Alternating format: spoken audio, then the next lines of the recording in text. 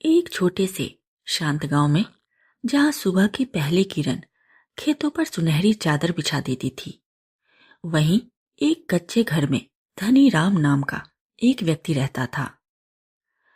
उसका नाम सुनकर लोग अक्सर सोचते, धनी राम यानी धन से भरा हुआ इंसान। लेकिन हकीकत इससे बिल्कुल उल्टा थी। धनी राम के पास न धन था, न संपत्ति, न ही कोई सहारा। उसका घर मिट्टी का बना था, जिसकी दीवारों में जगह जगह दरारें थी। बरसात के दिनों में तो जैसे आसमान भी उसकी गरीबी पर आंसू बहाता। छत टपकती और वह कोने में सिकुड़ कर रात गुजारता। दिन निकलते ही धनी राम अपने पुराने फटे हुए कपड़े पहनकर काम की तलाश में निकल पड़ता। कभी वह खेतों में मजदूरी करता, कभी किसी के आंगन में लकड़ियां काटता, तो कभी बोझ उठाकर कुछ पैसे कमा लेता, और कभी दिन भर भटकने के बाद भी उसे खाली हाथ लौटना पड़ता। गांव के कुछ लोग उसकी हालत देखकर दया तो करते, लेकिन कोई भी उसकी मदद के लिए आगे नहीं आता। और धनी राम, उसने कभी किसी के सामने हाथ फैलाना सीखा ही नहीं था। वह मानता था कि भले ही पेट खाली रहे, लेकिन आत्मसम्मान कभी खाली नहीं होना चाहिए। एक दिन जब सूरज ढलने को था और आसमान हल्के सुनहरे रंग में रंग चुका था, धनी राम रोज की तरह थका हारा अपने घर लौट रहा था। तभी रास्ते में उसे कुछ हलचल दिखाई दी। ढोल की हल्की आवाज, लोगों की फुसफुसाहट और बीच बीच में उठती हैरानी भरी आवाजें। वाह, अरे ये कैसे किया? धनी राम ने उत्सुकता से उधर देखा। एक जादूगर गांव के चौराहे पर अपना खेल दिखा रहा था और उसके चारों ओर लोगों की अच्छी खासी भीड़ जमा थी। कुछ पल के लिए धनी राम अपनी थकान भूल गया। वह भी धीरे धीरे लोगों के बीच में जाकर खड़ा हो गया और ध्यान से जादू देखने लगा। जादूगर कभी खाली हाथ से सिक्के निकाल देता, तो कभी कपड़े के अंदर से कबूतर उड़ा देता। भीड़ तालियां बजा रही थी, बच्चे खुशी से उछल रहे थे। अचानक जादूगर की नजर धनी राम पर पड़ी। फिर जादूगर ने ऊंची आवाज में कहा, अरे तुम, हाँ तुम इधर आओ।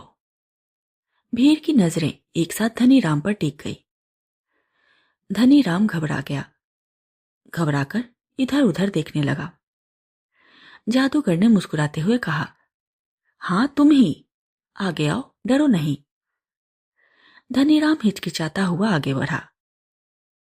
जादूगर ने उसकी आंखों में देखते हुए पूछा, बताओ तुम्हारी जेब में कितने पैसे हैं? धनी राम ने धीरे धीरे अपनी जेब में हाथ डाला और कुछ सिक्के निकालकर जादूगर को दिखा दिए। वे सिक्के बहुत ज्यादा नहीं थे, बस पूरे दिन की मेहनत की छोटी सी कमाई। लेकिन धनी राम के लिए वही उसकी पूरी दुनिया थी। जादूगर ने एक रंग बिरंगा रुमाल फैलाया और कहा, इन पैसों को इसमें डाल दो और देखो जादू। धनीराम पैसे देना नहीं चाह रहा था, लेकिन सामने खड़ी भीड़, सबकी निगाहें और जादूगर की आत्मविश्वासी आवाज, इन सब के बीच वह ना नहीं कह पाया। धीरे से उसने अपने सारे सिक्के उस रुमाल में डाल दिए। जादूगर ने तुरंत रुमाल को समेटा, उसे हवा में उड़ाया और फिर उसे मोड़कर अपने सामने रख लिया। भीड़ उत्साह से भर उठी, सबकी आंखें चमक रही थी। अब कोई बड़ा जादू होने वाला था। धनी राम की आंखें लगातार उसी रुमाल पर टिकी हुई थी, मानो उसकी सांसें भी उसी में बंध गई हों।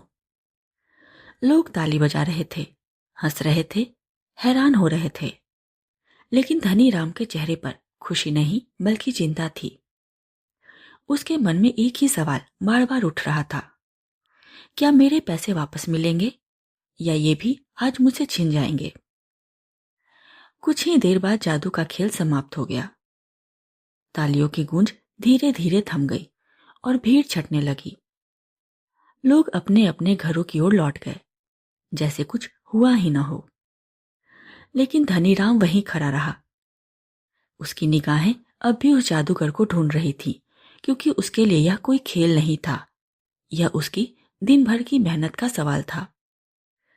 वह धीरे धीरे आगे बढ़ा और इंतजार करने लगा कि जादूगर उसे बुलाए, उसके पैसे वापस दे। पर जादूगर ने जैसे उसे देखा ही नहीं। अब जादूगर अपना सामान समेटकर जाने लगा। तब धनी राम से रहा नहीं गया। उसने थोड़ी हिचकिचाहट के साथ आवाज लगाई, अरे मेरे पैसे। जादूगर ने एक पल को भी पीछे मुड़कर नहीं देखा। वह बस आगे बढ़ता ही चला गया, जैसे उसने कुछ सुना ही न हो। धनी राम के चेहरे पर एक पल के लिए निराशा छा गई। उसका दिल बैठ गया। वह चाहता तो जादूगर के पीछे दौड़ सकता था, उससे सवाल कर सकता था, लेकिन उसका स्वभाव ही ऐसा नहीं था। वह शांत, सरल और संकोची व्यक्ति था। उसने धीरे से सिर झुका लिया और मन ही मन सोचा, शायद मैं ही बेवकूफ बन गया। भारी कदमों से वह अपने घर की ओर लौट पड़ा। आज उसकी चाल में पहले से ज्यादा थकान थी और दिल में एक चुभन भी। घर पहुंचकर वह चुपचाप चारपाई पर बैठ गया। कुछ देर तक यूं ही खोया रहा। फिर जैसे ही उसने आदतवश अपने कुर्ते की जेब में हाथ डाला, वह अचानक ठिठक गया। उसकी उंगलियों को कुछ महसूस हुआ। उसने जल्दी से जेब से वह चीज बाहर निकाली। वह वही जादूगर का रुमाल था। धनी राम हैरानी से उसे देखने लगा। ये मेरी जेब में कैसे? उसका दिल तेजी से धड़कने लगा। कांपते हाथों से उसने धीरे धीरे रुमाल खोला और जैसे ही रुमाल खुला, उसकी आंखें फैल गई। अंदर वही सिक्के थे, लेकिन अब उनकी संख्या 2 गुनी हो चुकी थी। धनी राम कुछ पल के लिए बिल्कुल स्तब्ध रह गया। उसे अपनी आंखों पर विश्वास ही नहीं हो रहा था। जो पैसे उसने खोए समझे थे, वो न केवल वापस मिले थे, बल्कि बढ़कर मिले थे। वह खुशी से उछल पड़ा। उसने आसमान की ओर देखा, जैसे उस अनजान जादूगर को धन्यवाद दे रहा हो, या शायद उस भाग्य को जो चुपचाप उसकी परीक्षा ले रहा था। उस रात बहुत दिनों बाद धनी राम के घर का चूल्हा भी जला। सुबह हुई। वह धीरे धीरे उठा और रोज की तरह काम पर जाने की तैयारी करने लगा। जैसे ही वह अपने जूते पहनने के लिए नीचे झुका, उसकी नजर सामने पड़ी चीज पर टिक गई और वह हैरान रह गया। वहां 2 नहीं बल्कि 3 जूते पड़े थे। वह कुछ पल तक उन्हें घूरता रहा, मानो उसकी आंखें धोखा दे रही हो। उसने एक एक जूते को हाथ में उठाकर देखा। सब असली थे, सब एक जैसे। ये कैसे हो सकता है? वह बुदबुदाया। तभी उसकी नजर पास पड़े उस रहस्यमयी रुमाल पर गई। अचानक उसे रात की बात याद आ गई। वही रुमाल जिसने उसके पैसे 2 गुने कर दिए थे। धीरे धीरे उसे समझ आने लगा कि शायद यह कोई साधारण रुमाल नहीं है। असल में रात को जब उसने रुमाल यूं ही एक तरफ फेंक दिया था, तो वह उसके जूतों के ऊपर जा गिरा था और शायद उसी की शक्ति से एक और जूता बन गया। धनी राम की धड़कन तेज हो गई। अब उसके मन में जिज्ञासा भी थी और हल्का डर भी। उसने सोचा, क्या सच में ये रुमाल चीजों को बढ़ा सकता है? सच जानने के लिए उसने हिम्मत जुटाई। उसने अपने एक जूते को उठाया और धीरे से रुमाल के नीचे रख दिया। और जैसे ही रुमाल हटा, वह फिर से दंग रह गया। वहां अब 2 जूते रखे थे, बिल्कुल एक जैसे। धनी राम की आंखें आश्चर्य से फैल गई।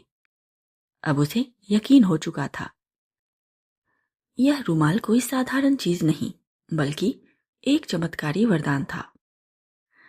धनी राम उस दिन अपने खेत के किनारे बैठा था। हल्की हवा चल रही थी, लेकिन उसके मन में जैसे तूफान उठ रहा था। वह उस चमत्कारी रुमाल को बार बार हाथ में लेकर देखता और मन ही मन सोचता, अब मेरी गरीबी खत्म हो सकती है। अब मैं सच में अमीर बन सकता हूं। अब तक जो धनी राम संतोष और सादगी का प्रतीक था, उसके मन में धीरे धीरे लालच का बीज अंकुरित होने लगा। उसने मन ही मन योजना बनाई अगर ये रुमाल पैसे और चीजों को दोगुना कर सकता है तो क्यों ना मैं सोने की अशर्फियां दोगुनी करूं। फिर तो मैं रातों रात धनवान बन जाऊंगा। उसकी आंखों में अब सपने नहीं बल्कि अचानक अमीर बनने की चमक थी। अगले ही दिन वह सीधा गांव के सुनार की दुकान पर पहुंचा। सुनार ने उसे देखा और थोड़ा हैरान हुआ, क्योंकि धनीराम जैसे गरीब व्यक्ति का वहां आना असामान्य था। धनीराम ने सहज बनने की कोशिश करते हुए कहा, भैया जरा सोने के कुछ सिक्के दिखाना, देखने हैं। सुनार ने शक भरी नजर से उसे देखा, लेकिन फिर भी कुछ सोने के सिक्के उसके सामने रख दिए। धनीराम ने धीरे से अपने रुमाल को निकाला और चुपचाप उन सिक्कों को उसके अंदर रख दिया। कुछ ही क्षणों बाद उसने रुमाल को हटाया और जो हुआ उसे देखकर सुनार की आंखें फटी रह गई। जहां पहले कुछ ही सिक्के थे, अब उनकी संख्या दोगुनी हो चुकी थी। सुनार अवाक रह गया। उसके चेहरे पर हैरानी और लालच दोनों साफ झलक रहे थे। ये कैसे किया तुमने? उसने घबराई आवाज में पूछा। धनीराम के चेहरे पर एक हल्की रहस्यमयी मुस्कान आ गई। अब वह वही सीधा साधा आदमी नहीं रहा था। उसने बिना कुछ बताए शांति से वे अतिरिक्त सोने के सिक्के उठाए और मुड़कर दुकान से बाहर निकल गया। पीछे खड़ा सुनार उसे जाता हुआ देखता रह गया। धनीराम के जाते ही सुनार की दुकान में जैसे सन्नाटा छा गया, लेकिन उसके मन में उथल पुथल मच चुकी थी। सुनार बार बार उसी दृश्य को याद करने लगा। कैसे कुछ ही पलों में सिक्के दोगुने हो गए थे। वह खुद से बुदबुदाया, अगर ये रुमाल मेरे पास होता तो मैं सबसे अमीर आदमी बन जाता। लेकिन फिर उसे एक और विचार आया, नहीं, यह बात राजा को बतानी चाहिए। अगर मैंने छिपाई और बाद में पता चल गया तो सजा मिल सकती है। लालच और डर के बीच झूलते हुए आखिरकार वह राजा के महल की ओर चल पड़ा। दरबार में पहुंचकर उसने सारी घटना विस्तार से सुना दी। धनीराम, रुमाल और दोगुने हुए सोने के सिक्के। राजा यह सुनकर चौंक उठा। उसकी आंखों में भी चमक आ गई। राजा ने गंभीर स्वर में आदेश दिया, ऐसा चमत्कारी वस्तु किसी आम आदमी के पास नहीं होना चाहिए। उसे तुरंत हमारे सामने पेश किया जाए। सैनिक तुरंत निकल पड़े। कुछ ही समय में उन्होंने धनीराम को पकड़ लिया। राजा ने कड़क आवाज में कहा, सुना है तुम्हारे पास एक चमत्कारी रुमाल है जिससे धन दोगुना हो जाता है। उसे तुरंत हमें सौंप दो। धनीराम कुछ पल के लिए चुप रहा। राजा ने इशारा किया और सैनिकों ने आगे बढ़कर धनीराम के हाथ से वह रुमाल छीन लिया। राजा ने तुरंत उस रहस्यमयी रुमाल को अपने हाथ में लिया। उसने अपने खजाने से कुछ सोने की अशर्फियां मंगवाई और पूरे दरबार के सामने रुमाल को फैलाया। धीरे धीरे उसने वे अशर्फियां उसमें रखी और फिर बड़े ध्यान से रुमाल को मोड़कर कुछ क्षणों के लिए वैसे ही रहने दिया। पूरा दरबार सांस रोके यह दृश्य देख रहा था। सभी को उम्मीद थी कि अभी कोई चमत्कार होगा। कुछ पल बाद राजा ने आत्मविश्वास से भरी मुस्कान के साथ रुमाल खोला, लेकिन अगले ही क्षण उसका चेहरा सख्त हो गया। अंदर उतनी ही अशर्फियां थीं जितने उसने रखी थी, न एक ज्यादा न एक कम। दरबार में हलचल मच गई। राजा का चेहरा गुस्से से लाल हो उठा। उसने तेज आवाज में कहा, धनीराम, सुनार, तुम दोनों ने मिलकर हमें धोखा देने की हिम्मत कैसे की? धनीराम हक्का बक्का रह गया। वह कुछ समझ ही नहीं पा रहा था कि यह कैसे हो गया। सुनार भी डर के मारे कांपने लगा। दोनों ने एक साथ कहा, महाराज, हम झूठ नहीं बोल रहे, हमने अपनी आंखों से देखा है। लेकिन अब राजा सुनने को तैयार नहीं था। उसने क्रोधित होकर आदेश दिया, दरबार का अपमान करने के अपराध में तुम दोनों को कारागार में डाल दिया जाए। सैनिक तुरंत आगे बढ़े और दोनों को पकड़कर ले गए। फिर राजा ने उस रुमाल को तिरस्कार भरी नजर से देखा और कहा, ऐसी बेकार वस्तु का हमारे राज्य में कोई स्थान नहीं, और उसने आदेश दिया कि उस रुमाल को नदी में बहा दिया जाए। कुछ ही समय बाद वह चमत्कारी रुमाल बहते पानी में कहीं दूर खो गया, जैसे वह कभी था ही नहीं। उधर कारागार की अंधेरी कोठरी में धनीराम चुपचाप बैठा था। उसकी आंखें नम थी और मन पछतावे से भरा हुआ। वह खुद से कह रहा था, अगर मैंने लालच न किया होता, अगर मैं संतोष में ही खुश रहता, तो आज यह दिन देखने को न मिलता। अब उसके पास न रुमाल था न आजादी, सिर्फ एक कड़वा अनुभव और गहरा पछतावा। और इसी लाचारी, इसी सीख के साथ धनी राम की कहानी यहीं समाप्त हो जाती है। यह कहानी हमें बताती है कि जीवन में संतोष और सादगी ही सच्ची खुशियों का आधार है। अचानक मिलने वाली शक्ति या अवसर यदि सही सोच के बिना उपयोग किया जाए तो वे वरदान नहीं बल्कि अभिशाप बन जाते हैं। धनी राम के पास एक ऐसा साधन था जो उसकी जिंदगी बदल सकता था, लेकिन जैसे ही उसके मन में लालच ने जगह ली, उसने अपनी समझ खो दी और अंत में सब कुछ गंवा बैठा। कहानी का संदेश, संतोष में ही सच्चा सुख है।